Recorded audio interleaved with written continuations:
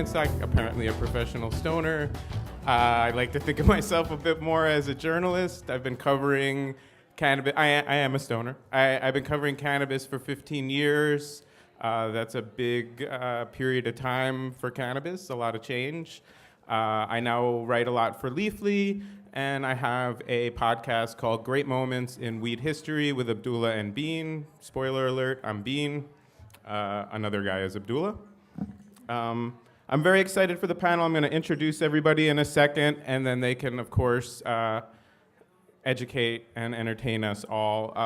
The panel, as promised, is called From Counterculture to Main Street, but I'm actually going to rename it because I don't think that's what we're facing. I think what we're facing is from counterculture to corporate capitalism. When I look at what's going on with cannabis, I see the counterculture and Main Street on one side. We share a lot of the same values. And I see corporate cannabis as this new entity and where things are actually moving. And I think that we all have to be realistic about what that means. I like to say everything bad that's been happening to small businesses and small farmers in this country over the last 50 years is happening to cannabis all at once right now. Is there anybody who doesn't know what I mean by that? Okay, that's pretty powerful. We all know that that's what's happening. I don't even need to explain to you the market forces that are at work. But this is our community and our movement, and it doesn't have to go that way.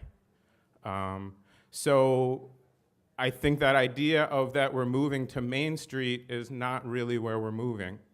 We're moving to corporate capitalism. So let's be honest about that. And let's be honest about Wall Street and what their values are. You know, there was a lot of talk as we approach legalization. Tell me, hands up if you've heard this one. Wall Street and big business are gonna legitimize cannabis. Bullshit, right? Anybody disagree? Cannabis, incredibly legitimate. Wall Street and big business, not such a good record. So what we have to ask ourselves as these two forces meet, cannabis and free market capitalism as it's practiced in the United States at least, is it going to add to our culture? Is it going to add to the values of this plant? Or is it going to be an extraction industry? I was just up in Humboldt County. Who knows Humboldt County? Okay, that's the heart and soul, the whole Emerald Triangle, everybody, but really the heart and soul. What are the industries that have been there before? Timber and fishing, they're extraction industries. Well, guess what? They're not there anymore because they took all the trees and they took all the fish, and what they left behind was poor people. Poor people who turned to this plant, turned to cannabis, and found a new way of life. Well, now we're facing another extraction industry. Okay, cannabis is renewable. You have to keep growing it, but what they're extracting is market share. What they're extracting is the value of this plant only in terms of money. And we have to place that value differently. Let me introduce the panel, and I'll just say my first question to them is going to be, how do we balance these things? How do we make sure that the roots culture of cannabis that we all love and that saw us through this prohibition survives? And how do we make sure that the communities that have been targeted by this prohibition, disproportionately put in prison, had their families torn apart, how do we open a door for them and not just let all the market share and all the capital flow to people who, frankly, already have way too much money and way too much power and not a good track record of using it? So that's going to be my first question, but let me introduce everybody, and then they can weigh in. Justin Calvino is the founder of the Mendocino Appellations Project and the co-founder of the Emerald Exchange. He sits on the board of directors of the California Growers Association, as well as the Mendocino County Industry Association. Justin also founded Green Goat Cooperative in Mendocino County. Thanks for coming. Matt Stang, raise your hand. started working at High Times Magazine in 2003 as an intern and is currently the company's chief revenue officer. So he moved up. For almost 20 years, he has met and interacted with nearly everyone in the cannabis community, and his expertise includes marketing, branding, business development, event production, and product viability. And what I love about this panel is it shows everyone coming from different directions all have a place in this community. Brett Leonard has been at the forefront of the digital media revolution for over 25 years, whether it be the director-writer of the groundbreaking cult classic film Lawnmower Man, yes, woo, which introduced the concept of virtual reality to popular culture, or being the first to pioneer modern stereoscopic techniques and photorealistic CGI in his IMAX film T-Rex. Nichole West has over 10 years of experience in the cannabis industry and has had success in 45 plus cannabis business applications, opened 20 retail locations in 4 states, overseen over $200 million in sales, and has helped scale over 150,000 square feet of cultivation. And yeah, that's a lot. And I'm sorry, Rebecca, is it Gasca? Mm-hmm. I should have just gone for it. Rebecca Gasca is a cannabis business and government affairs strategist whose drug policy experience began in 2008 as the first in-house lobbyist for the ACLU of Nevada. And she is the founder of Pistol and Stigma, which works to bridge the gap between policymakers and the emerging cannabis industry, which is definitely something we're going to get into. But why don't we start closest to me, and we'll move down the line a little bit. Just general thoughts on, as I say, this intersection between cannabis, capitalism, what's to be gained, what are the dangers, and how do we as a community respond to what can be an existential threat? And as we're seeing in the marketplace, a huge number of businesses not able to compete on what's, not really a fair playing field in many ways. So, yeah, I mean, I've been connected to all of this ever since my film was rated as one of the top 10 stoner films of all time by Premiere Magazine a long time ago. So I've constantly been connected to being a stoner professional like you are, in the context of being a filmmaker and someone who also is a cannabis enthusiast. I will tell you that the more weed I smoked on the films I made, the more successful that film was. And that literally is a true statement. Beyond that, in context of your question, I feel there's a platonic responsibility for those of us that are global storytellers to tell stories, to shift the narrative around cannabis culture, to make it much more inclusive and more expanded outside of the ghettoization that it has been given by most of Hollywood content and most content in general. Now, there's nothing wrong with stoner comedies. There's actually a few very funny ones and good ones. But that is not the entire story. As a matter of fact, it's the tiniest sliver of the story. So at my company, Studio Lightship, we are very much embedding in many of our IP, our creative projects, which, by the way, encompass what we call VX story worlds, virtual experience. That's what I call VX. It's VR, AR, MR at their core, but are also feature films, digital content, television content, and ARG, and finally at the core, virtual story worlds. In that, as a storyteller, or now as I call myself, story worlder, we are embedding positive, truthful mythology around what this is as a culture. And that needs to lead the way. Storytelling has always led the way in terms of the steering of the zeitgeist. And right now there is, as we all know, there has been a disinformation narrative going on around cannabis culture for a very long time. And it's been stepped up with the increasing success of the new business models. But of course, that's one of the things that's creating the corporatization, because there's this feeling like you can't actually address the core soul of what this is about, which is health, healing, and actually a mind medicine for the planet that is unprecedented in human history. And that narrative and that story is something I'm committed to telling, and I believe that that is one of the first steps that has to happen for popular adoption of really understanding what is at the core of cannabis. Thanks.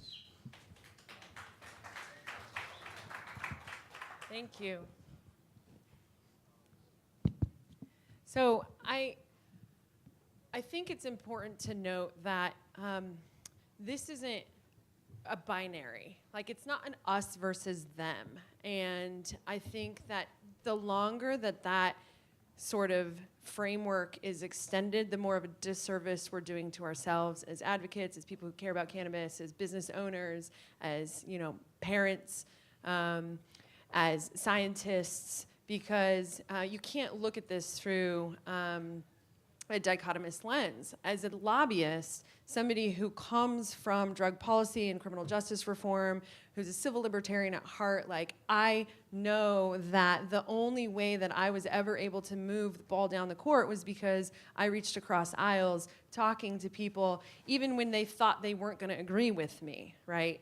That is how you change the storyline, right? That is how you touch minds and hearts, and it takes everybody to do that. What's most interesting to me is, since I left and I started Pistol and Stigma, I worked with people who have been longtime growers, right? Who were arguably incredibly successful, but they don't know how to create rules to the game, right? And that's what you can do when you are a proactive advocate and lobbyist. You rewrite the rules. And that's what we're doing in this industry. Thankfully, I had a very fortunate opportunity as a lobbyist for the ACLU, where I got entrenched into the actual, like, institutional side of rule writing, right, policy making, where I got to see how easy it actually was to be able to shift the narrative once you were there and you were applying yourself. I've been lucky that I've been able to take that same experience and apply it from state to state with clients now across the United States, and to be able to take what has otherwise been, institutional capital, and teach my clients, like, okay, you come from this banking world, you come from this business world, right, that is very, very different than how the cannabis industry has worked thus far, but I can take your capital and I can apply it in meaningful ways to right some of those wrongs of the criminalized aspects of the industry, and teach people how to otherwise, participate on a level that, on a social justice level, that they've never had the opportunity before, because they've been working through this, blinded set of their own business functions. But now I get to pull them into the cannabis industry and be like, oh, guess what? You get to work with people who care. It's awesome, right? But it does take reaching across the aisle. It does take saying, okay, you might have a different history than I do, but let's talk about how we can co-create this now moving forward. And does it take a lot of money? Yeah, of course. It's not easy to build a business. I learned that, like, I'm a little guy still, right? Like, my firm has learned the hard way, like, how to do business. I come from a nonprofit background, right? But gracefully, I am learning from my own clients, and I'm learning from the engagements that I have, from state to state. But again, I just want to stress that this is not us versus them. We're all a part of this now. Sure. I want to just make a quick point. I think there's a big distinction to be made between ending the war on cannabis, ending the arrests, ending this incredibly oppressive system. That's winning the war. And now what we're talking about is winning the peace, which is the economic aspect of it. How many people out here are small cannabis business owners or small growers? And how many of you feel that the rules of the game are fair? I don't see anybody. That speaks kind of volumes to me. And I think that that's what the mentality, we have to pat ourselves on the back really hard for ending this incredibly oppressive system, but we have to be realistic about what we're up against. And what I'm hearing is an extinction level event for these small business owners and for these small farmers, and it doesn't mean bad intentions. It means we're taking a system that existed outside of mainstream capitalism and pushing it into that system, and we have to, be honest about what's going on. And I kind of wanted to parlay off of both of them in my opinions, and it's because I have two different places that I come from in this space. 10 years ago, I was one of the first lottery winners in the city of Long Beach, in this beautiful city that we're all in. Currently, I am not a license holder in the city of Long Beach. I invested a little over $250,000. We played 2 leases for almost 2 years to go through the process. I got a location, for those of you who are familiar with the city of Long Beach. I was over off of Studebaker and Spring, right across from the El Dorado Disc Golf Course. This upset some council members within the city at the time. They were able to overturn the ordinance after they took all of my money, made me relocate and add parks to the ordinance after the fact, thus zoning me out. In the process of me losing my entire life at the youngest business owner in my family, I felt vindicated to fight, right? We're warriors in this fight. The answer is I have to fight and stand up against this. So I fought for almost a year. I had all my friends and family that worked for me. I was receiving $1,000 a day fine to myself and $1,000 fine a day to my landlord. My landlord was pretty cool. He said, keep paying the bills and I'll let you stay as long as you want. But at a certain point when the police are harassing your customers, you decide to shut down your business. My customers were getting tickets, my employees were getting their cars towed. I mean, it became a full-on harassment from the Long Beach PD. I eventually decided I'm gonna shut down, but I had fought for too long. That process of fighting for so long in this new ordinance, when the city of Long Beach got all those people that were able to get priority points, because I fought for what we stood up for, I lost my ability to apply for a priority license when Long Beach did their licensing process last year. So I was required to go into the priority 3 section, even though they had taken my entire life from me. And when I say my entire life, I literally mean my entire life, from all of the money I had to my car. Fast forward 10 years, I moved to Colorado because obviously California wasn't ready at the time. I worked for a bunch of companies, and I'm now back. I just started a marketing and branding company, but I do advisement for investment firms. And my main piece of that is from the cannabis industry. I try to claim myself as a fairy godmother of cannabis because I want the people who are coming into this looking for money to know what the heck they're asking for, to know what they're signing up for. And so for me, and for any of you out there who have that bit of knowledge, who have the ability to impart this information to your friends, you owe it to them. You owe it to them so that they can make wise money decisions, because so many of us have been living in shoeboxes of cash, having no interest in even being able to talk to a bank. So the people who are most experienced in this business have no financial understanding of what it even means to look at a banker and say, here's my money. They get nervous when they walk into the bank to cash a personal check. I mean, and that's the truth. And a lot of these people are still coming out of their PTSDs. So if you're one of those people who is coming from the other side, some of my best mentors right now are people that have no interaction with cannabis outside of the fact that they believe in it. And they're coming in from banking, they're coming in from finance, and I'm connecting with these people that understand that this is a movement and that people's lives are being changed by this. And so for me, I say if you have the ability to impart knowledge to one of your farmer friends or extractor friends who's been crushing at what they're doing but maybe have not been able to use a bank or ever ask for money. I mean, if you've been in the industry for more than 5 years, you've never even considered going to a bank to be like, hey, can I have $1 million? They're like, get out of here. And so that reality, we've never even read a book, most of the people, to understand what most of these terms mean. I was at the Boston Freedom Rally and I told people there's a book called Investment Terms for Dummies, and I know it seems silly, but read it before you go talk to some money people. And something as simple as that. We need to educate ourselves, and for those of us who are already educated, who are making the way, it's your duty to help those people that you know deserve to have a space in this industry to fight for that and to educate your people. Yeah, absolutely. Let's just for anybody who's not aware, due to cannabis being federally illegal, that prevents not just banking, but getting a bank loan. So you've had a successful business for 10 years. Your books are great to the extent that, you could show them, but you're denied the money to grow your business, to compete, and yet somebody with private equity can come in with 100 times your money. They can make 15 fuck-ups and still win, where you get one chance. And then all too often they turn around and say, well, these stoners just don't know how to run a business. And, I think what you're saying is there are people of good intention coming in with the values of the plant, and we want them. But the question is, are you going to add something, or are you just going to extract? You know, how many people had any trouble getting cannabis in California 10 years ago? We know how to grow and distribute cannabis. We don't need private equity to do it. So let's take that off. So what are you going to add? Justin? I want to thank you for this topic.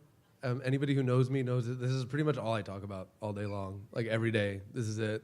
Is I won't drop an expletive there, but capitalism, and there's a word before that. Fuck is the word he's... Thank you very much. Fuck capitalism. Last year I said right is relative, and capitalism is messed up at best. And I dealt with Hezekiah, said like, oh my God, I can't believe you said that on stage. And now we're having a full-on discussion. So this is the evolution of the conversation. We're finally tired of it. It's not an us versus them. It's an it. Capitalism is an it. It is a disease. It creates disease. Like I don't feel easy. I don't go to bed easy. I don't wake up easy. I have to tell my children they can and can't do things that we could and couldn't do before. I'm like, and why? It's like, I moved into a beautiful region to raise my family the right way. And I'm watching people who have never touched cannabis before, taking market share, dropping us down 2/3, making things, it's the recriminalization of cannabis. It's not decriminalization, it's not legalization. We got recriminalized. We got put into a separate category. And now, they're like, thank you, we'll take it from here. Good capitalists. This is our chance, while we're still having this conversation, and hopefully this conversation continues, to actually take the main stage that we have and speak out against what we're doing to the rest of the world. We are shipping capitalism around the whole planet, and we're getting to see it now. We're actually getting to experience it as small-scale producers that can tell this story. We can tell the story of how, yesterday I could buy groceries. Next week, I'm probably going to be on food stamps. Week after work, I'm probably going to be working for someone. And then keep on and keep on and keep on. Losing farms, my friends, my neighbors, everyone that I turn to has a different story. I've become a grief counselor on my ridge. I'm not even an activist anymore. The idea that we as small-scale producers have a chance is like sort of like it's like a myth and a hero's journey, right? It's the only thing now that we can do to show the world that there's a breath left in humanity. I mean, the idea that we are actually seeing people come in well-funded with $20 million to buy shelf space to push small producers off the market, and we're applauding these people. We're cooking them dinners. We're throwing events for them. We're letting them sponsor. It's beyond ridiculous. And then now we're funding water infrastructure being stolen from Northern California, shipped down to the desert to build billions of dollars of infrastructure to build a new agricultural industry where there was none. That's capitalism. I mean, so I could talk for days and days and days, probably to zero point and no end, because I think at the end of the day, as depressed as I get, it's I'm also just as hopeful and happy that we're having this conversation. I'm hopeful and happy that we can decentralize agriculture. I'm so happy we're having a collective and cooperative conversation about how to distribute resources. I think that if I was to say something about the segue, is it work together, don't sell out. Every single one of us, band together, sign JVs, create cooperatives. Don't sell to Canadian companies just because they're offering you hella money. You know what I'm saying? Give that IP to your neighbor, and your neighbor's neighbor, and continue that pattern forward. So I don't know. I'm just gonna keep on talking about it. Thanks. But yeah, that's how I feel. Well, let me get one more quick show of hands. Who here in their hearts loves coal more than they love cannabis? Again, nobody. And this is with full respect to people who work in that industry, when we hear, oh my God, we're going to lose coal jobs, even though we know that industry is polluting the planet potentially into a catastrophe, we collectively act like it's the biggest emergency that ever fucking happened on planet Earth is we have to save these coal jobs. Well, we have 60,000 small cannabis farmers in this state alone, and they're facing that. And we need to react, I would say, even more robustly. And, you know, fuck coal. All right, go. Matt? Yeah, fuck coal. Totally. No, but it is kind of a terrible polluting. So here's what I would say. I love the Joseph Campbell Hero's Journey reference. I think that's fantastic. I think everyone here is here because they're on their own hero's journey, and I think part of this whole thing, part of this legalization thing that's happening is we're bringing together the people who thought we were 15 years ago when I was at High Times, and I told people I was at High Times, they would be like, that is fucking disgusting, you dirty stoner. And now they're like, hey, can I pick your brain about CBD? Do you know anything about this weed business? What about these Canadian stocks? Is there anything going on that I should know about? Like, is this the craziest thing that's ever happened? And while there is a lot of negativity around it, there's also a lot of positivity because we have a moment now. And being, I love you, but I don't think the war is over. I don't think we're fighting for the peace yet. I still think we're fighting the war. And I am very, very strongly that we have not won, that there's still large parts of this country that are not, that people are still going to jail. Like, I went to jail, and people are going to jail. And I sat in jail for 5 days with the federal government, and it fucking sucks. And if any of you have done that, it's the worst thing in the entire fucking world. So anything that you can do to get yourself out of that situation, to stop the people from arresting us for cannabis, I am supportive of. I don't like John Boehner. I think he was a fucking asshole. But the fact that he's on Kevin's board now is a huge movement.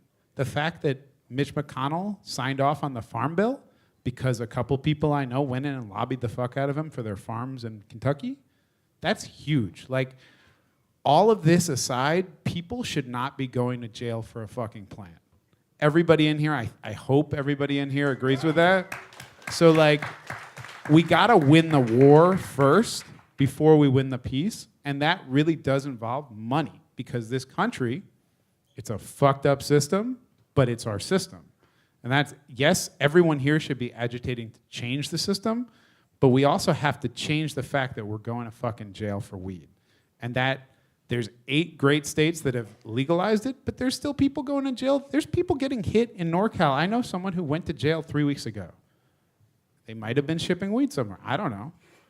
Okay, maybe, okay, sure, okay, yeah.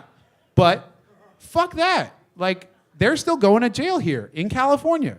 What does it require? It requires all of these wonderful people in Congress who you maybe would never want to share a fucking joint with, but you definitely want them to vote on our side. We need the state's bill to pass. We need all of these fucking bills to pass so that people stop going to jail. And that's my position, the same one that we had, me and Bean worked together for many years. We had this conversation many times, smoking joints, playing ping pong. And you have to win the war first. Like, idealism is amazing and it's great, but I don't want anyone to ever go to jail again for weed, and that requires some money and some people with their power to be like, hey, guy who works with me on these projects, vote differently because I gave you X dollars for your last campaign. And that's the shitty system that we're in. But it's the system we're in, and we need to fucking win this war. We can fight about how to make it better, but right now there is still hundreds of thousands of people going to jail every year for smoking cannabis, for distributing cannabis, for bringing cannabis somewhere, for whatever the plant does. They're like, you are now in jail. You are stripped of your freedom, your rights, your voting rights. You are no longer a human being. And that's fucking horrible. And if we don't stop that, if we don't first of all stop that and then get into the, yes, we need to change the rest of the system. Yes, you shouldn't be killing small farms to go and build a fucking private equity thing in the desert. That shit is, I'm sorry to any of you who are running a giant facility in the desert, so no insult meant, but like, what the fuck? Like 400,000 square feet in the desert with no water, and you're like, I'm gonna grow tons of weed? Why? Why are you not going up to a place where it's wet all the time and perfect and just work with the people who have their setups there and help them get licensed and give them some money and then make money off of that rather than some absurd gleaming desert dream. Anyway, I'm sorry. I grabbed the mic.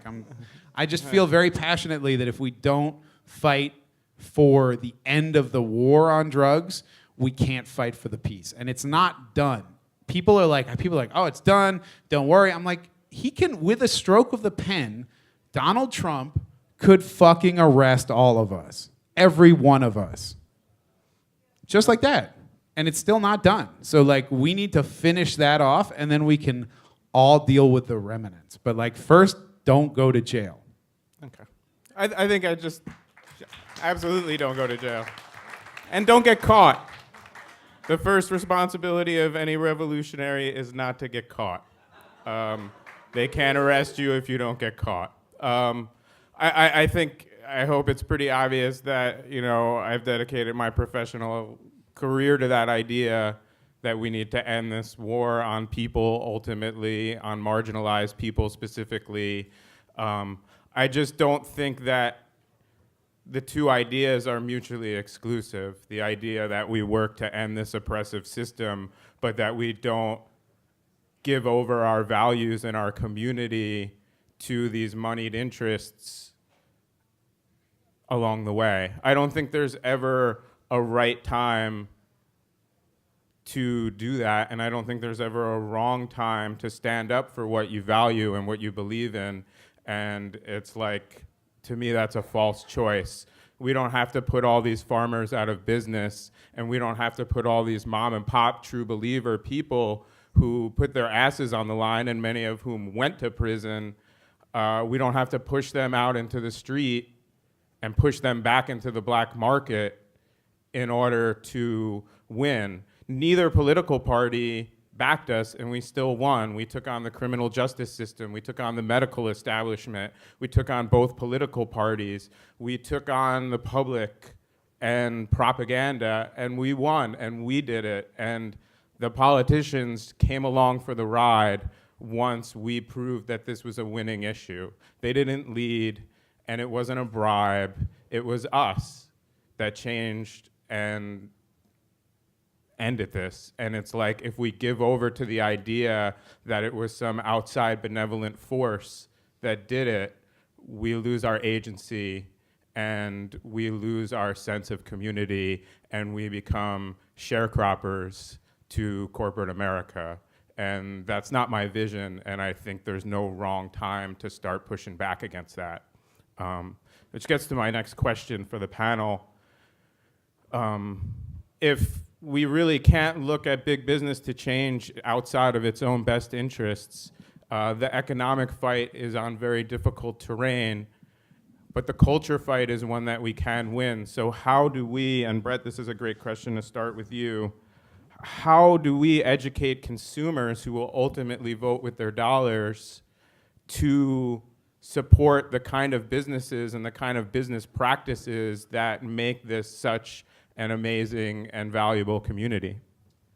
Well, you've got to entertain people in our culture.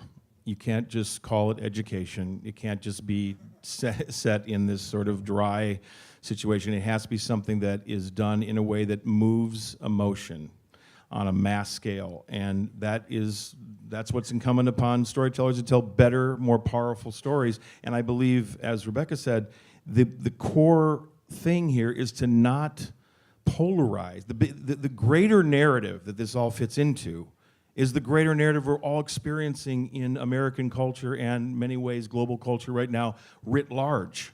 This is a time of separation and dividing and pitting things against each other. As long as we push against that with our stories and push against it in a way that creates the war, and it is a war. I totally agree we haven't won the war. As long as we push against that way, we're going to get that same resistance back, sometimes even more powerful. And so we have to find a clever way of shifting the overall mass perception. And that is not playing to our own room. It's not ghettoizing it to be something that is just for the, those of us that know, and there's the smart stoners. I mean, there's so many ways that elitism creeps into every group, into every fight, into every revolution.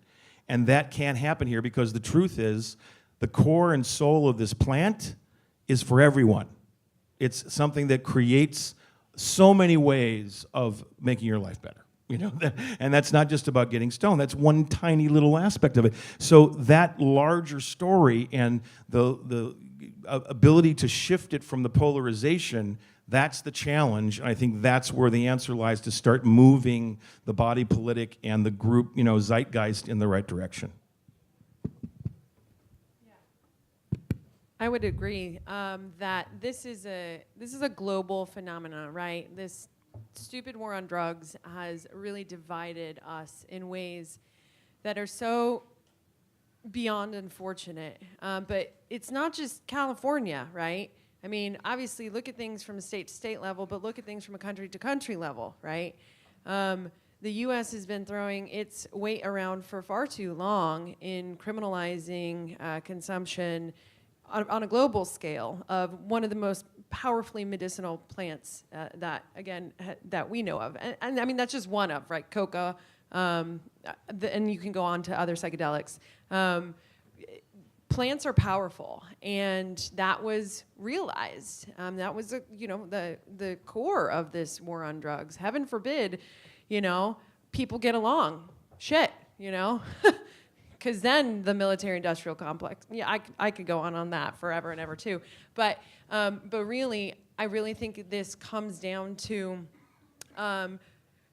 popularizing some stories, right? I mean, this is what happened. This is what we saw with Charlotte's Web, right? Sanjay Gupta, weeds, all of that. Like, you move emotions, you move people. You get people to start seeing, like, this is like gay marriage, right? Gay marriage. Oh my gosh, I actually have a cousin who's gay. So all of a sudden, it's not that terrible. Oh, my mom's, her retirement community ladies are like, ooh, we want to know what this CBD is, right? Like, we heard this could help.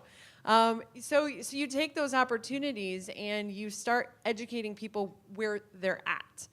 And that's been the problem, I think, for so long in this work that we've done. It's been disparate messaging, right? Because we're not starting where other people are coming from, Some people, but some assholes don't care that black and brown people have been going to jail. They still don't. And you know what? We might never convince them otherwise that is actually a real fucking problem. So we start to educate them where they're at, with grandma, right? With their grandchildren who have autism. You start looking at it from different angles, because this cannabis plant is actually a dodecahedron, right? It is immensely powerful, and it can touch everybody. And I truly believe Ethan Russo's theory of the endocannabinoid deficiency. I think that we have been living for way too long with not enough cannabis to treat our endocannabinoid system. So, I know that's like a heady idea for most people, but it's just natural food. Let thy food be thy medicine. There are a lot of different ways, essentially, to storytell this, and we're all responsible in different ways for it. And to make it more successful commercially in this form, because we are in the system we're in. We are in a capitalist society. We can't but deny that. That's real. I mean, every business that gets to this point of these inflection points, suddenly the giant money comes in, and those players come in on every single vertical you can imagine. So this is not a new story. That's why it's really a much larger thing that I think this is perfectly emblematic of, and we can make it the emblem of smaller is better. It literally will connect directly to better healing, better lifestyle, better wellness, better joy. When we can tell that story and make people understand it, then this thing moves. Nichole? So yet again, my answer is kind of a combination of both of them. The entertainment factor is huge. My example on that is my grandmother. I told my grandma I was a day trader for the first 5 years of being in this business. I told her I sold commodities, which to this day I still believe is pretty much the truth. But in the process, when my grandma found out, it was the end of the world. I was a drug dealer. I was destroying my grandfather's life because he was dying, and I was sneaking him edibles so that he could live the end of his life in a good way. I was going to destroy my grandfather's life, who was in a wheelchair, and he was going to wheel himself out on the Long Beach Boulevard looking for some crack or something. I mean, I was the devil. And since the education factor, you know, I could have done the most. I tried to tell my grandma I had booklets and I had information, but the entertainment piece got my grandma. She watched a few of those. It really changed her in a big way. And then the next piece of getting to people where they are, I agree. And yes, like educating my grandma was huge. She's the person that shows up and votes every single time. But local government, people forget how easy it is to become a city council member. I know that not to say like it's the easiest thing in the world, but it's not like becoming president. Like, you can make a difference in your local community, and even if you're not going to become a city council member, to get to those people where they are, because most people who go into politics want to continue in politics, right? Like, nobody starts as a mayor and is like, yeah, this is it, I'm done. Most mayors want to go on into Congress or something higher, and so if we start on a level where they're actually listening to us, and they kind of still have to listen to us, as just a person that shows up to city council and waits for your 3 minutes, you get to speak to them where they are. And if we can start at an early stage in their political development and help educate people politically early on before they become your president. Side note on that, but no. But before they become, you know, a governor or a congressman or somebody who has political experience, before that happens, if we could get to them where they are as a city council member or as a mayor. I mean, Mayor Robert Garcia was here this morning. Like, if you had a chance to speak with him. When I was going through the City of Long Beach drama, he was a council member. I've been in his office. He's heard my issues. We've had one-on-one meetings. And not to say that I changed his mind, but all of us helped him understand where now you have a mayor who supports this. And that's huge. We all got to somebody where he was and was able to really help educate a council member who then went on to be mayor, who's now much more powerful and is allowing for things to happen that I don't know would have happened without Mayor Robert Garcia. And so just kind of a combination. The entertainment gets the voters to listen, the voting age in a big way, and talking to people where they are, we can bring people into politics knowing about how amazing cannabis is, rather than trying to convince somebody who's been doing their job for 30 years and has already kind of put the cloak over their eyes that this is a drug. And a lot of these people still really do believe that there's a war on cannabis out there, and they need to fight against us, because the war's not over. This is still very real. But I would say entertain and talk to your local teams, your local governments. I mean, especially when we talk about the equity, that's locally being done because local governments did realize that this is a problem, that people have been going to jail for this by being racially profiled. That's a huge issue. And local governments, the state understands that it's a thing, but local governments are choosing to enact their equity programs. And that's because somebody talked to their local government and said, this has to happen, and they want to make change. I am really excited to hear Kat speak, by the way, because that's somebody that is really interesting right now, if you guys aren't familiar with Kat Packer, but following the equity movement in LA has been really, really interesting, and I'm proud of what's happening right now. Thanks. Justin, I think the Appalachian program that you could speak on is one of the great things to come out of Prop 64 to help us educate these consumers, right? This is rapidly becoming my favorite panel ever. We've got a moderator that allows us to drop F-bombs. We have a capitalist bashing session, and one of your panelists just dropped dodecahedron on the stage. So I'm like, all right. So basically, I'm kind of cheating here because I live in a region that is steeped in heritage. We are a legacy of small farmers. Every day is a story. Everything that we do is a story. Everything is a story that replicates what's been going on for almost 5 decades in that region. The edutainment, or however, whatever, we want to call it, where we're actually like educating people while having fun, is what we're about. Because in Northern California, that's what we want to do. We came up there to basically become small farmers, raise our families a certain way, and have fun. In 2015, in developing the Mendocino Appalachians project, realizing that, sort of resource mapping, community resource mapping, economic development, seeing that no one in their right mind would stick a commodities grow 2.5 hours on the backside of a mountain down a windy road where 2 cars going down at the same time, passing each other, almost created off of a cliff, makes absolutely no sense to a commodities distributor. All we have in that region is tourism, and all we have is our story, and all we have is our quality. And to tell the story of the breeding, to tell the story of the communities, to tell the story of the heritage in that region is not only our right, is not only our saving grace, but it's also our gift to the rest of the world. Because now we are creating a system. Is everyone here familiar with appellations of origin? Okay, so similar to wine in France, essentially like Bordeaux, Champagne.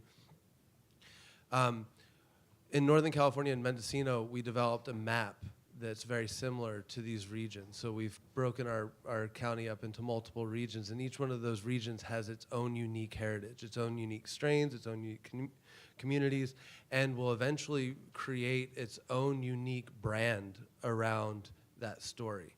So being able to do this and being able to split these regions up into these cultural hubs will allow us to distribute our cannabis at a higher price, remain small, cooperate, know your neighbor, know your distributor, know your market, come down to Los Angeles like we're doing right now and actually telling that story through the Emerald Exchange.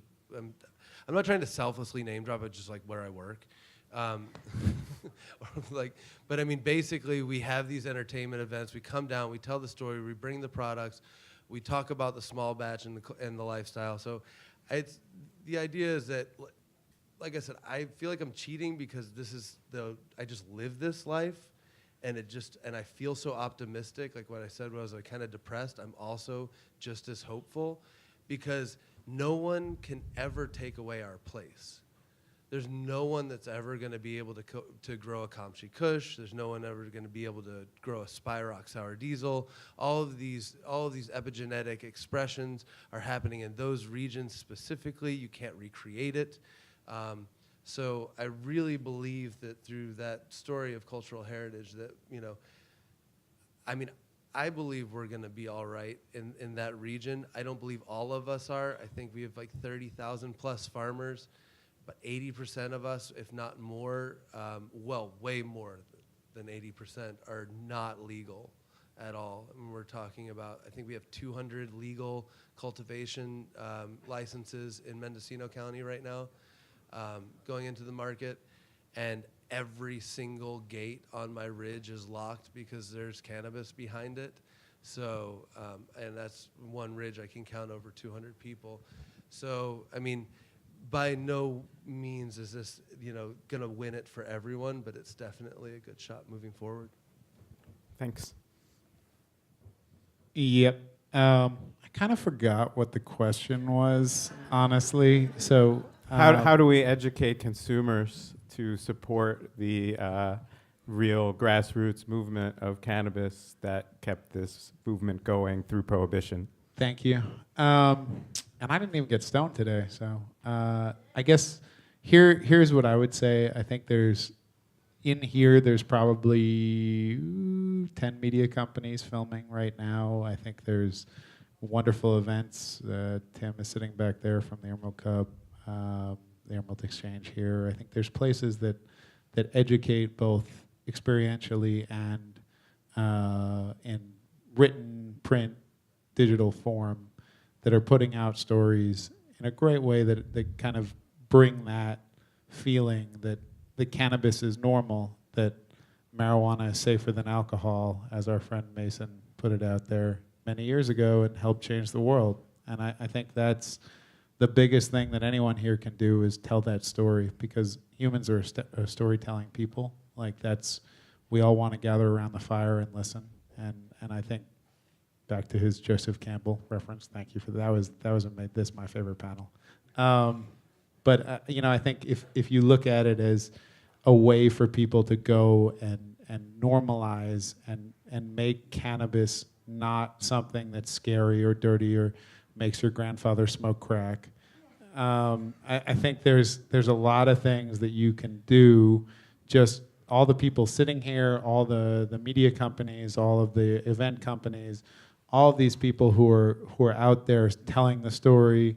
You know, this event right here is normalizing cannabis. We're on the Queen Mary. We're on a beautiful historic ship in the middle of Long Beach and having a cannabis event with a bunch of tourists walking around. And I think people seeing that it's not scary, that it's not dirty, that it's not something that's going to lead to some terrible other thing, which what it's leading to was never that in the first place. But just convincing people that all of it was propaganda, that it's all bullshit, that utilizing cannabis is a right, is a natural plant-based medicine, as there are many other plant-based medicines that are currently outlawed by the system because they create people who question. They create people who want to understand more, who want to seek and search, and that's not good for a controlled system.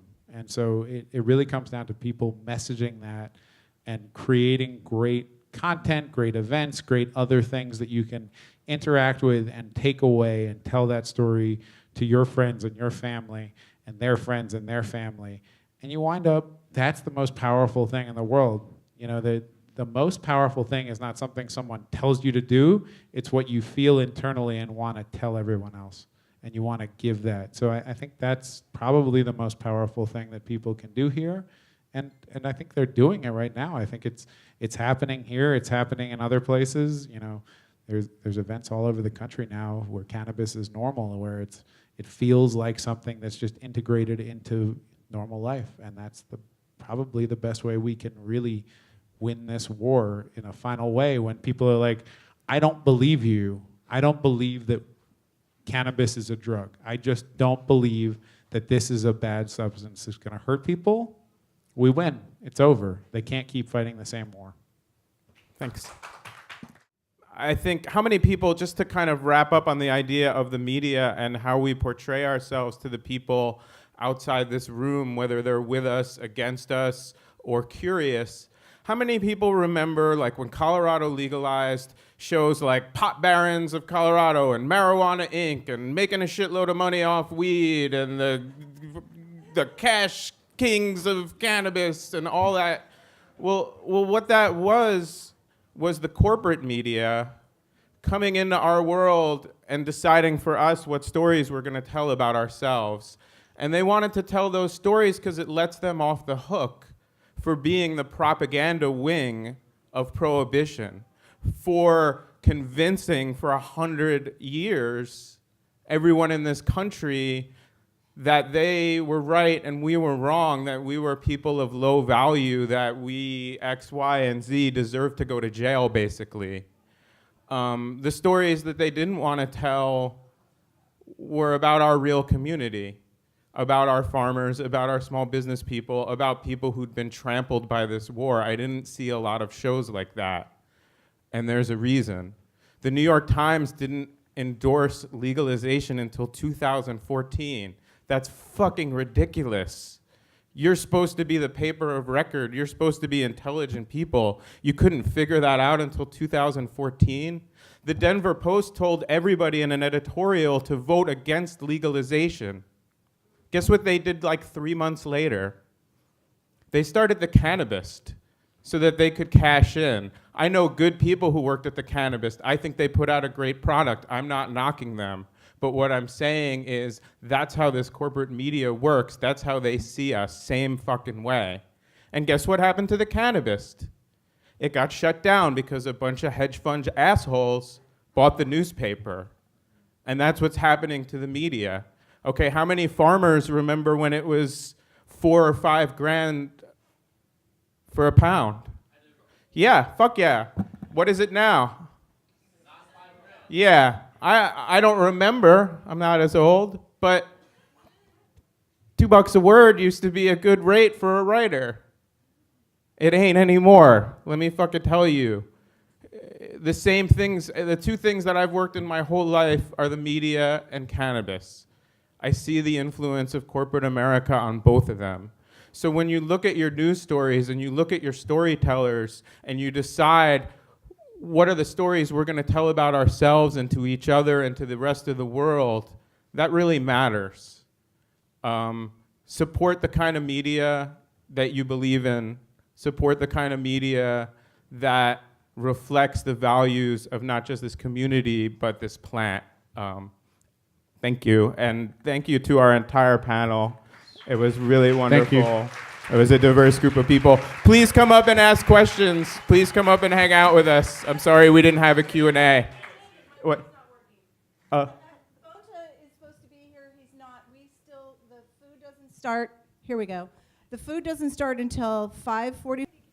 So I liked the direction that this panel headed, and I think when we're talking about small and craft, we can also talk about small craft events, and there's a big sort of, it's funny, I look at sort of who puts on events, and the event later this week in downtown LA, it's big, it's corporate, it's an event production company that just looks at industries and says, the banking industry, there's money to be made throwing events there. The healthcare industry, let's launch the healthcare event series. Oh, cannabis, we can make money there. And then you have people who are doing sort of the small craft events. And I just want to say it's appreciated that you all come to events like this. Definitely go to the downtown event, but it's important to come show up to events like this as well. Which locally produced event by a local resident. /activist. Yeah, so if anyone else have a question? It was mentioned about, people are still getting arrested over marijuana. And we have 3 strikes law that's still here, which means that if you get arrested for a drug more than 3 times, it's a felony. And if you get arrested for 3 felonies, it's life. And I think that that's pretty horrific. But for the individuals that are incarcerated right now for past marijuana laws, it was just on my mind, is there thoughts in anybody's minds about, counteracting that? Because I know that it's a lot of colored people that are facing that, and those are families that are ripped apart. So, for us now, we all want to stay out, but what about those people that, have been locked up for years and years and years over a couple joints? In Prop 64, there are provisions for expungement of records and for people to petition the government. It should be a blanket thing to just let people out. Well, no, it passed, I'm saying. The law that passed includes some of those provisions, and some local communities have chosen to expunge people's records even automatically. San Francisco, like 500. There was a number I saw in the paper recently. San Francisco let out several hundred people that all had previous marijuana convictions. I know for a fact they've done it. Colorado did it in a big way. 2015. It was some billions of dollars in savings from letting these people out of jail that they were, keeping in. So again, I'm going to go back to making sure that we pay attention to local communities, because local communities are going to be able to push on this like the city of San Francisco was able to. So people need to start leaning on Los Angeles and Sacramento and these other cities in a way. If you have some involvement in your local community, I feel like that's probably one of the best ways that we can right now, because 64 did allow for it. Again, similar to the way social equity is working, the communities are going to have to stand up and do this. The state as a whole, as it stands right now, is not. But if San Francisco can do it, anybody can. We're talking about a lot about how we can, as citizens at this low level, interact with our government officials, both from a city level and state level.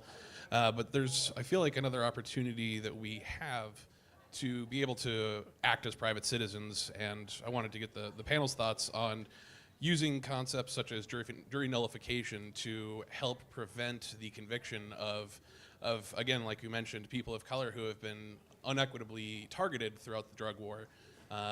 Do you feel that that's something that we could educate, not just here where we have legal markets medicinally and recreationally, but nationwide, to help prevent further damage being done to the equity of those unfortunately targeted people? I probably don't have a really great answer for you. There are several criminal justice reform groups who who theorize and strategize around a question like that. I'm not sure that the cannabis industry is equipped for something as technical, but it's certainly a good idea. Certainly juries, we do understand, are not representative. They're not peers, who are convicting people, historically speaking. That's why jury selection is such a complicated thing. That's why people hire expensive attorneys, especially when they are looking at the threat of going to jail for life, if you can afford that. Otherwise, if you're stuck with a criminal public defender, right, who has a caseload of 400, the options are much more limited. I think that's creative. I think, stories or ideas like that are certainly ways in which the cannabis industry could contribute by, in some sort of reparations. Obviously, what we've seen mostly have been these equity, reform projects. But I think that's why organizations like the ACLU are so important in arenas like this, because they span, they're intersectional, right? It's not just cannabis, it's criminal justice reform as well. Sorry, that's probably not a good answer, but. Yeah, I just think to add to what you said, I think the role for the industry in criminal justice reform is to support criminal justice reform financially, and the people who've dedicated their lives to doing that don't need anything except resources. Specifically to jury nullification, that's, gets a little into the weeds. Bad pun is my stock and trade, but on the grander scale, if you're making a lot of money off of this plant or off of this community, or in a better way, if you're making a lot of money with this plant and with this community, and you think to yourself, well, what good can I do with that money? Start with criminal justice reform. Start with undoing the damage that we're doing right now and the damage we've done in the past. And there are plenty of organizations that are worthy and willing and ready and already engaged in that fight, and you can support them with your resources. And we're good? Okay, that's a great note to wrap it up. One more time, thanks to an incredible panel.